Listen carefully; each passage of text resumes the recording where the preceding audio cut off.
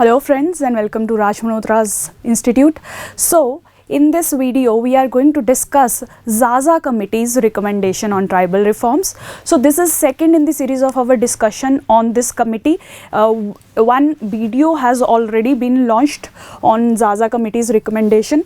So now I'll discuss the next series of recommendation of this committee.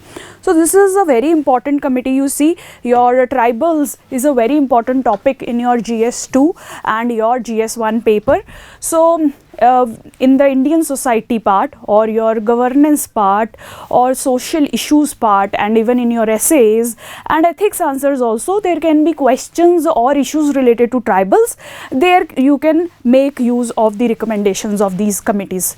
Okay, so like I discussed in the previous video, this XaXa committee mainly made recommendations on these five issues: how to improve the livelihood and employment of tribals, how to improve the health services for the tribals, how to improve educational facilities, how to prevent or what are the alternatives to the displacement and migration threats that the tribals face, and finally the legal constitutional issues that they face, how can those be addressed. So we have already discussed these three set of recommendations.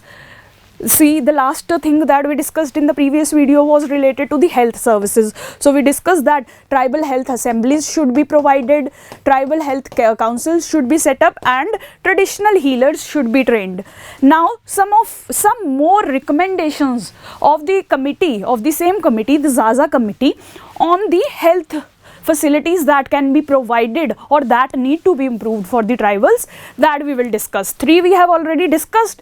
Now we will discuss the next set. So your XaXa committee says that we need to provide comprehensive services to your tribals.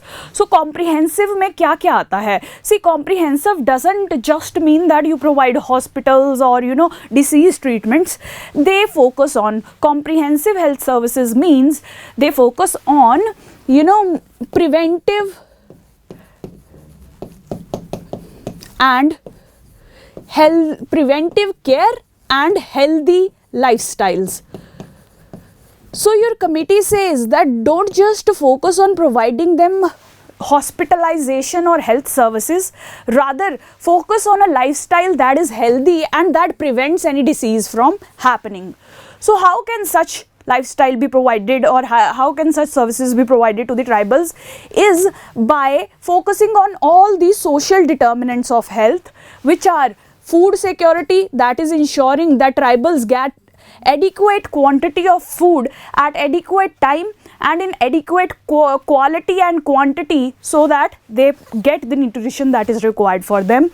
Then there should be dietary diversity. See, the main issue with Indians and especially tribals is that we are majorly based on wheat diet or rice, because we get this surplus, these produced surplus in our country. So majority our diets are based on wheat and rice, but these are not very nutritious crops or eatables. We need to add eggs, we need to add millets. So in that way we need to add milk. So in that way we need a number of different kind of food items in our daily diets, so that we get all kind of nutrients, vitamins or supplements that our body need to be healthy and prevent any diseases from happening. So that is why dietary diversity is the second feature that needs to be ensured. Then sanitation. You see, you keep listening to news like कि 50 लोग झारखंड में 50 बच्चे मर गए because of Japanese encephalitis है. ऐसी बहुत सारी diseases and you keep hearing about news, you keep hearing about. So the major cause of such diseases or such malaise is the lack of sanitary facilities in these tribal or poor areas, where the children or the people in general live in poor sanitation environments, and that leads to breeding of mosquitoes or unwanted organisms, which finally lead to poor health as they enter your food cycle or in any such way. They create harmful effects for the health of the people.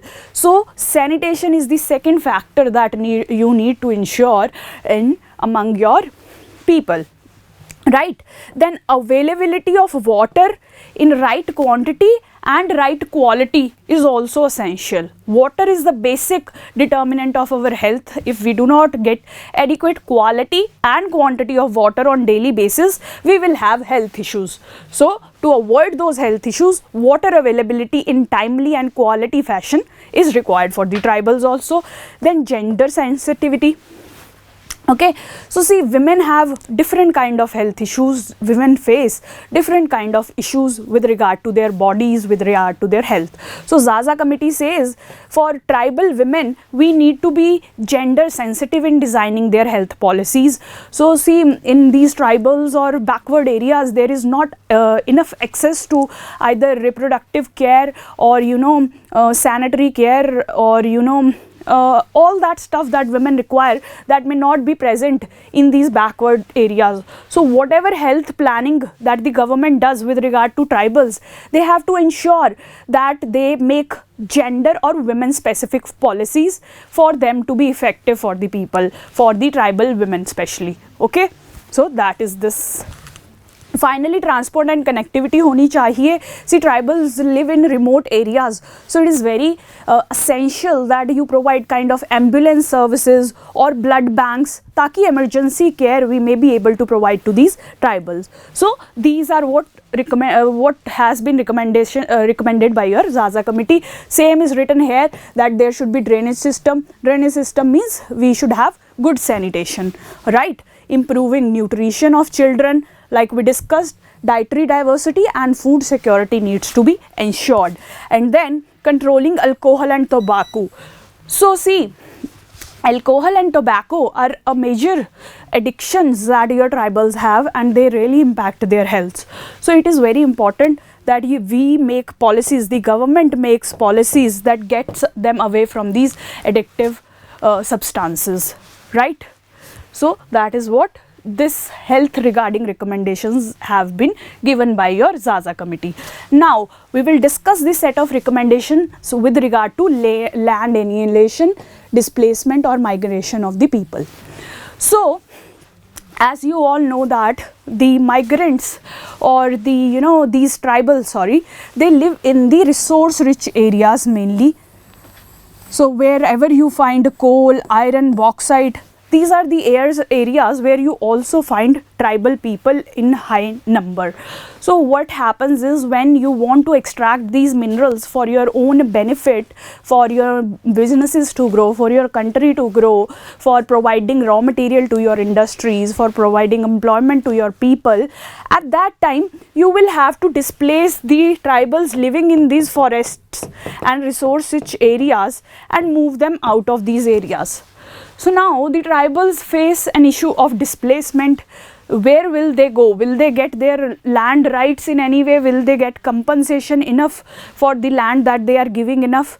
So that is what creates issue for these tribals, and that is where the XaXa committee recommends that we need to ensure rights based approach, that whatever the rights are there with regard to your tribals, they need to be ensured, right? They need to be ensured that their rights to land, their rights to livelihood that they get from this land, their right to be in the forested area, all this aspects should be ensured whenever we are focusing on displacing, or when we are forced to displace the tribals from their habitual place of living to another areas. So that rights based approach has to be ensured to ensure that tribals are not exploited and they are properly rehabilitated. ठीक है. Next है Gram Sabha consent should be mandatory. So see, according to your schedule 5 and 6 and also according to the PISA Act, अगर आपने पढ़ी है, otherwise if you haven't read it yet, so please read it. So this provides for setting up of Gram Sabhas in these tribal areas to govern their daily affairs, determine their land rights, and all the taxation and other functions could be performed by these local government bodies, that is Gram Sabha, established by your PISA Act. ठीक है. Panchayat Extension to Scheduled Areas Act. Okay, so the XaXa committee says that whenever you have to take a land parcel from the tribals, make sure that you get the consent of Gram Sabha. So only if the Gram Sabha says that you can take away these land parcels from the tribals, only then you should take away those land parcels, so that they are the determining body of the rights of tribals. Okay, that is why they have been made because they are the representative of tribals. So let them decide that whether the land could be taken away or not from the tribals. So that is what is said in this recommendation with regard to alienation and migration. Next is the reforms that the committee has recommended with regard to your legal and constitutional framework. So like I told you, Schedule 5 and Schedule 6 makes some provisions for your tribals. ठीक है, so if you check your Lakshmikant book, basic polity book, you will get the difference between the two. So this established tribal advisory council, and this establishes autonomous councils for your tribal areas. So for both of these institutions, some of the reforms have been recommended by your XaXa committee. So the first set of reforms are with regard to your tribal advisory councils, in which the XaXa committee says that the membership of this committee should be changed from 2/3 to 1/2 of state legislative members. So अभी क्या हो रहा है कि 2/3 of the members in TAC, Tribal Advisory Council, are from the state legislative assembly, but the XaXa committee says that we need to increase the representation of tribals here. That is why जो state legislature के representatives हैं उन्हें 2/3 से कम करके half कर देना चाहिए. Okay, this is almost your, so that is, I mean, that is what it says, right? This is almost your 66%, so it is saying bring it down to 50%, the representation, right? That is what the first recommendation. And then whatever the members are there from the state, you know, the TAC, whatever members it has, they should belong to different political parties, not just one party should be ruling it, so that the interest of entire tribal population is there, and representatives of entire tribal population are there in the Tribal Advisory Council, right? Right, did you get that? The remaining 1/2 should be comprised of chairpersons. Okay, so the rest, the 50% from your state legislative assembly would be there, and 50% would come from the panchayat bodies. So whatever panchayat bodies or, you know, autonomous councils are there in the tribal areas, their chairpersons will be represented in the Tribal Advisory Council. So they are the actual representatives of the tribals, na? They are the head of the tribal autonomous councils, so they should be made part of the Tribal Advisory Council. That is what your XaXa says. Now more recommendations with regard to TAC. They say like more responsibilities could be given to the Tribal Advisory Council, like protection ki facilities, development ki facilities. So the scope of their functions and responsibilities need to be increased. Then the term of the, you know, this should meet at least 4 times a year. When it will meet repetitively, they will be able to better decide upon the interest of the tribal. So that is why repeated meetings should be there. ठीक है. Then the Tribal Welfare Department जो state का होता है, that should be made responsible or accountable to the TAC, because TAC is now the representative of tribals. So all the accountability of the other departments and agencies should go to TAC. That is why this recommendation has been given. And then finally the tribal development plan, state government क्या करती है, tribals की development कैसे करनी है वो एक plan में कम्प्लीटली लिखती है कि हमें इतनी हेल्थ सर्विस देनी है, ये एजुकेशन सर्विसेज देनी है, ये जेंडर सर्विसेज देनी है, like that there can be a tribal health development plan, and that should be approved by TAC, because TAC is the representative of tribals, like I told you. So it is basically to empower the TAC to act as the true representative of the tribals. इसलिए उनको ये सब करना है, increased responsibilities, tribal development plan का approval, 4 time meeting, and tribal welfare department की accountability towards TAC, right. It's easy and important. Just make a note and try to remember them. These are very easy and useful in your answer writing. Now, like I said, that schedule 6 provides for your autonomous council. Earlier we discussed about schedule 5, tribal advisory councils. The recommendations with regard to this we have discussed. Now we will discuss the recommendation with regard to your autonomous councils. So currently what is happening is that these autonomous councils, they get their funding from the state government. So the state government is responsible for deciding how much finance they want to give to these autonomous councils. But your XaXa committee says that to make these autonomous councils actually autonomous and independent of state's control, let the State Finance Commission decide whatever funding is to be granted to these autonomous councils.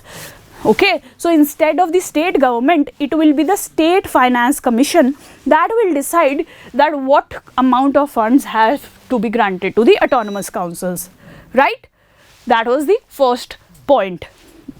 Okay, and then it also says that we need to ensure that there is continuity in the existence of your autonomous councils. Okay, if they are dissolved, so they must be reconstituted within 6 months, right? Right.